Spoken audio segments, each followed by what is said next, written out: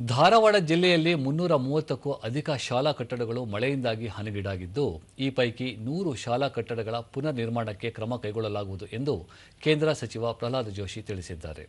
ಹುಬ್ಬಳ್ಳಿಯಲ್ಲಿ ನಿನ್ನೆ ಜಿಲ್ಲಾಧಿಕಾರಿ ಸೇರಿದಂತೆ ಜಿಲ್ಲಾಡಳಿತದ ವಿವಿಧ ಅಧಿಕಾರಿಗಳೊಂದಿಗೆ ಮಳೆ ಹಾನಿ ಬಗ್ಗೆ ಚರ್ಚೆ ನಡೆಸಿದರು.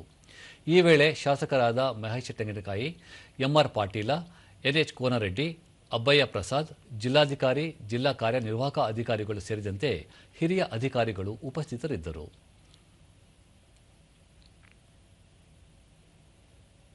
ಬಳಿಕ ಸಚಿವರು ಸಿಎಸ್ಆರ್ ಯೋಜನೆಯಡಿ 100 ಶಾಲಾ ಕಟ್ಟಡಗಳ ಪುನರ್ ನಿರ್ಮಾಣಕ್ಕೆ ಪ್ರಸ್ತಾವನೆ ಸಲ್ಲಿಸಲಾಗಿದೆ.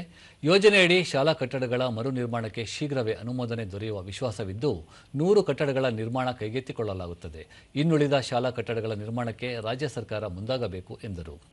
ಜಿಲ್ಲೆಯಾದ್ಯಂತ ಕಳೆದ ಕೆಲ ದಿನಗಳಿಂದ ಸುರಿದ ಭಾರೀ ಮಳೆಯಿಂದಾಗಿ ಉಂಟಾದ ಹಾನಿ ಕುರಿತು ಚರ್ಚೆ ನಡೆಸಿದ ಸಚಿವರು, ಧಾರವಾಡ ಜಿಲ್ಲೆಯಲ್ಲಿ ಮಳೆ ಹಾನಿ ತೀವ್ರವಾಗಿದ್ದು, ಎನ್ಡಿಆರ್ಎಫ್ ಮತ್ತು ಎಸ್ಡಿಆರ್ಎಫ್ ವಿಪತ್ತು ಪರಿಹಾರ ನಿಧಿಯಿಂದ ಸೂಕ್ತ ಪರಿಹಾರ ಕ್ರಮ ಕೈಗೊಳ್ಳುವಂತೆ ಜಿಲ್ಲಾಡಳಿತಕ್ಕೆ ಸೂಚನೆ ನೀಡಿದರು.